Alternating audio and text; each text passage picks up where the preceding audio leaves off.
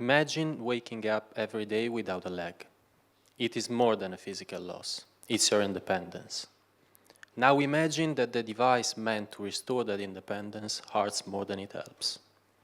This is the reality for 8 million lower limb amputees who suffer from residual limb pain, with 600,000 new cases reported each year. Prosthetic sockets transfer pressure to soft tissues instead of the bone, leading to constant discomfort, skin irritation, and even bone loss.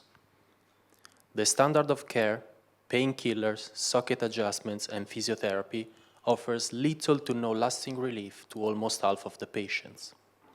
Our solution, the bone cap, consists of two components: an implantable device that is inserted into the end of the bone and a surgical tool to prepare the bone efficiently.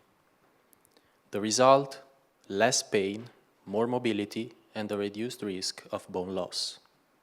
We have received £300,000 from the Office for Veteran Affairs. Our prototypes are now complete with in vitro and in silico mechanical testing delivering great results. We are raising £2 million to assess the safety and effectiveness of the device in the first in-human clinical trial. Join us in giving amputees a future free from pain. Thank you.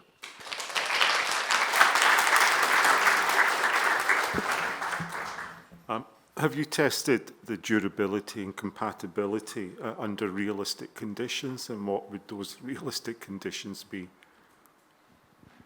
We have tested it computationally, so in silico, on a femur model, and then in vitro we are testing it on cadaveric bones. But we are pretty sure about the safety, but we can't tell us now about the effectiveness because it will be related mainly on the osseointegration and biomechanic stability, and we will need a health bone just to assess that. So before going into patients or humans, what's the key testing experiment that you're going to have to do to get over a regulatory hurdle to give you the thumbs up? We just need to demonstrate that this device will be safe inside the bone, and during pushing the device inside the bone, it will not break the bone. And of course, we will need to fatigue test the device because it will be implanted for many, many years. We're expecting at least 10 years.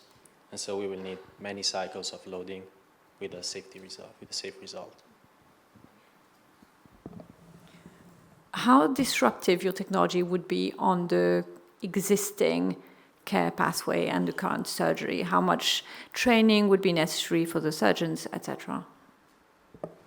Actually, we are developing the surgical tool to make the surgeon life easier, because it's just one tool, and with the tool you can easily prepare the bone with the right size, the same size as the implant, with just one tool. So it will be fast and quite easy, and so it will not be necessary that much training, I would say.